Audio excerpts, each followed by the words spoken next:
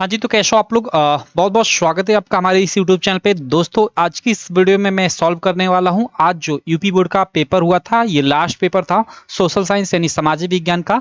आप लोग देख सकते हो, ये मेरे पास 825 सीआर पेपर कोड है। ठीक है, इसका पूरा का पूरा जो एमसीक्यू है प्लस मैप वाला क्वेश्चन है, इस वीडियो में मैं सॉल्व कराने वाला हूँ। तो आप मिला लो कि आपका कितने क्वेश्चन सही है। बाकी आप बताना कि आपके 20 एमसीक्यू में से कितने सही हुए और आपके 10 जो मानचित्र वाले प्रश्न है उनमें से कितने सही हुए। ठीक है, और ये भी बताना कि ये किस किस जिले में पेपर आया था, और अगर कोई दूसरा आपका कोड हो इसके अलावा तो आप भेज देना मेरे व्हाट्सअप नंबर पे, मैं उसका सॉल्यूशन करा दूंगा। अगर व्हाट्सअप नंबर नहीं जानते मेरा तो ये है, लिख लो आप 85 42 छियासी 64 46, ये मेरा व्हाट्सअप नंबर है। ठीक है, चलो इसको सॉल्व करना हम लोग शुरू करते हैं। सबसे पहले मैं यहाँ नीचे आ जाता हूँ, जो 20 एमसीक्यू हैं उनको सॉल्व कराना चालू करता हूँ, जो खंड अ के अंतर्गत हम लोग के हैं। ठीक है, पहला प्रश्न है कि 1789 में फ्रांस में राष्ट्रवाद की प्रथम अभिव्यक्ति का क्या परिणाम हुआ। भाई 1789 में फ्रांस में प्रथम राष्ट्रीय जो अभिव्यक्ति थी उसका ये परिणाम हुआ कि फ्रांस में फ्रांसीसी क्रांति स्टार्ट हुई। जर्मनी में जर्मनी के एकीकरण में प्रमुख भूमिका किसकी थी भाई, तो वो ऑटो वन बिस्मार्क की थी। बी वाला बिल्कुल राइट ऑप्शन हो जाएगा। प्रश्न संख्या 3 है, यहाँ पे देख सकते हो कि आनंद मठ उपन्यास के लेखक वो हो जाएंगे बंकिम चंद्र चटर्जी जी। प्रश्न संख्या 4 है, महात्मा गांधी सॉरी महात्मा गांधी बोल रहा हूँ, महामंदी का सबसे बुरा असर पड़ा। महामंदी का बुरा असर सबसे अधिक कृषि क्षेत्र पर पड़ा। प्रश्न संख्या 5 है कि अंतर्राष्ट्रीय मुद्रा कोष की स्थापना की गई थी। भाई अंतर्राष्ट्रीय मुद्रा कोष की स्थापना संयुक्त राज्य अमेरिका में की गई थी। 5 क्वेश्चन हो गए, आगे चलते हैं भाई। 5 क्वेश्चन के बाद प्रश्न संख्या 6 पे। प्रश्न संख्या 6 पे चलने से पहले देखो मैं कुछ आपको चीजें बता दूं। अगर आप इस बार भाई 10वीं तो पास कर लिए, अगर आपके छोटे भाई या मतलब कोई भी है जो इस बार 9वीं से 10वीं में आ रहे हैं, उनको हमारे चैनल के बारे में जरूर बताना। जल्दी शाम को देख सकते हो स्क्रीन पे, ये एक आप मतलब मैंने बना लिया है पोस्टर। जल्द सिलेबस की वीडियो डालूंगा, शाम तक हो सकता है या कल तक। ठीक है, और जैसे ही होली बीतती है उसके बाद पढ़ाना भी चालू कर दूंगा नए सेशन के लिए, बिल्कुल फ्री में सारे सब्जेक्ट। ठीक है, डिटेल्ड में एकदम अच्छे से।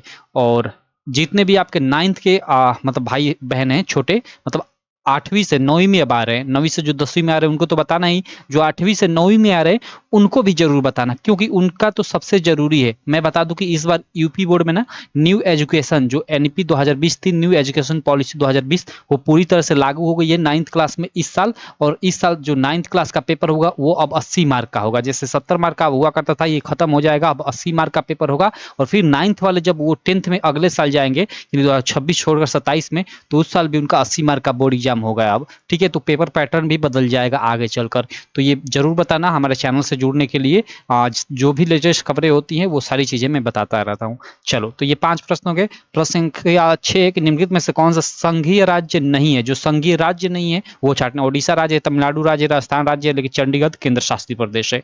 तो ये संघीय राज्य नहीं है, केंद्र शासित प्रदेश है, तो इसको हम लोग छाट लेंगे। प्रश्न संख्या 7 है कि लोकतंत्र का प्रमुख गुण निम्नलिखित में से कौन सा है। देशभक्ति की भावना बिल्कुल, राष्ट्रीय चरित्र का निर्माण बिल्कुल, गतिशील सरकार, तो इनमें से सभी डी वाला बिल्कुल राइट ऑप्शन हो जाएगा। प्रश्न संख्या 8 है, भारतीय संविधान कब लागू हुआ भाई। 26 जनवरी 1950 को हमारा भारतीय संविधान लागू हुआ। 15 अगस्त को भाई आजादी मिली, 15 अगस्त 1947 को। उसके बाद प्रश्न संख्या 9 है कि भारतीय संविधान में भाषाओं को किस अनुसूची में रखा गया, तो 8वीं अनुसूची आप लोग मतलब 8वीं पे क्लिक किए होगे आई होप। प्रश्न संख्या 10 है कि निम्नलिखित में कौन सा विषय राज्य सूची से संबंधित है, जिस पर राज्य कानून बनाता है। प्रतिरक्षा पे नहीं बनाता है, बैंकिंग पे नहीं बनाता है, मुद्रा पे नहीं बनाता है, हाँ पुलिसिंग पे बनाता है। पुलिस राज्य सूची का विषय है। चलो, बाकी वो सब केंद्र सूची के विषय हैं। प्रश्न संख्या 11 है कि रबी की फसलों को बोने का समय। भाई रबी की फसल यानी जो जाड़े के समय बोई जाती है, अक्टूबर से जो दिसंबर के बीच में बोई जाती है। ठीक है, प्रश्न संख्या 12 की निम्नलिखित में से कौन सा ऊर्जा खनिज नहीं है। ओके, लौह अयस्क, कोयला, यूरेनियम, प्राकृतिक गैस। तो भाई इसका हम लोग क्या इसका आंसर दे सकते हैं भाई, जो खनिज नहीं है, तो खनिज एक तरह से हम लोग बोल सकते हैं भाई प्राकृतिक गैस को, इसमें से हम लोग छाट लेंगे। चलो, उसके बाद हम लोग का प्रश्न संख्या 13 है कि कृषि का आर्थिक क्षेत्रक है। प्राथमिक क्षेत्र को कृषि का आर्थिक क्षेत्रक बोलते हैं। प्रश्न संख्या 14 की यहाँ गैर परंपरागत ऊर्जा स्रोत छाटना है। खनिज तेल, कोयला, प्राकृतिक गैस, सौर ऊर्जा। सौर ऊर्जा हम लोग का गैर परंपरागत ऊर्जा स्रोत हो जाएगा, बाकी तीनों परंपरागत ऊर्जा स्रोत। प्रश्न संख्या 15 की निम्नलिखित में से आधारभूत खनिज है। भाई लौह अयस्क को आधारभूत खनिज कहते हैं।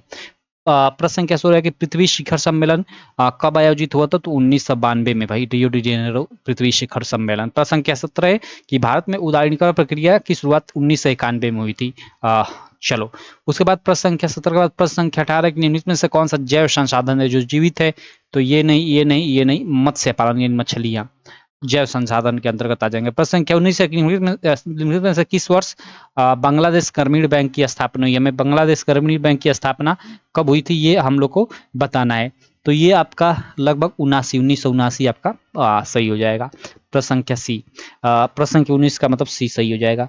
प्रश्न संख्या 20 है, किसी देश का विकास आधारित है प्रति व्यक्ति आय पर बिल्कुल, औसत साक्षरता दर पर भी, लोगों की स्वास्थ्य स्थिति पर भी। तो ये सभी पे, तो डी वाला बिल्कुल राइट ऑप्शन हो जाएगा।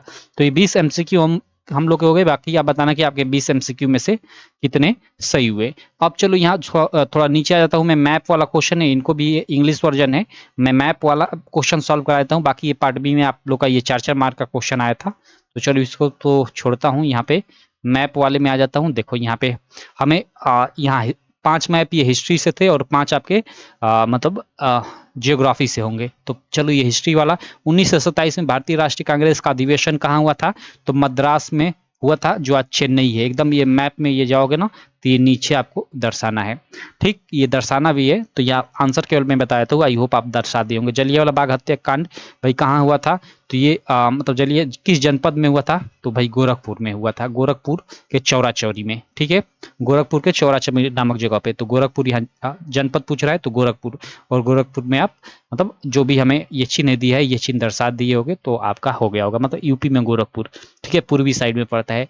वह स्थान जहां असहयोग आंदोलन का कार्यक्रम स्वीकार किया गया, तो भाई नागपुर अधिवेशन जो हुआ था, महाराष्ट्र में पड़ता है नागपुर, तो महाराष्ट्र में आप नागपुर दर्शाए होगे तो आपको एक मार्क मिल जाएगा। वह जनपद जहाँ चौरी चौरा कांड हुआ भाई, वो तो भाई चौरी चौरा कांड वही पूछ दिया क्या? एक ही प्रश्न 2 बार पूछ दिया है। देखो यहाँ पे गोरखपुर में ही हुआ, ठीक है। चलो, प्रश्न संख्या 5 है कि वह स्थान जहाँ नील की खेती करने वाले किसानों ने मतलब सत्याग्रह किया, आंदोलन किया, तो भाई हम लोग का चंपारण था, ठीक है, बिहार का चंपारण जिला।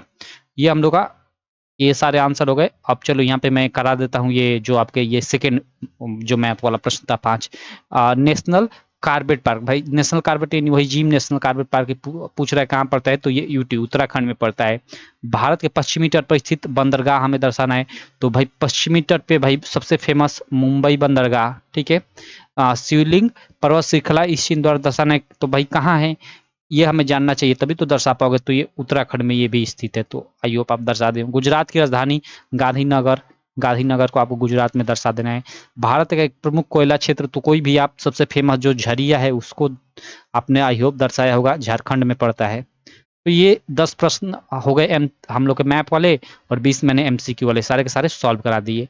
तो आई होप आप बताना कि आपके कितने सही होंगे, और बाकी अपने भाइयों को बताना, ठीक है। ये नया सेशन मैं जल्द स्टार्ट करने वाला हूँ, अभी सिलेबस की वीडियो डालूंगा, और उसके बाद फिर होली के बाद पढ़ाना भी हो सकता है, मतलब कंटिन्यू कर दूँ, ठीक है। चलो चलो, मैं मिलता हूँ आपसे नेक्स्ट वीडियो में, तब तक के लिए थैंक यू।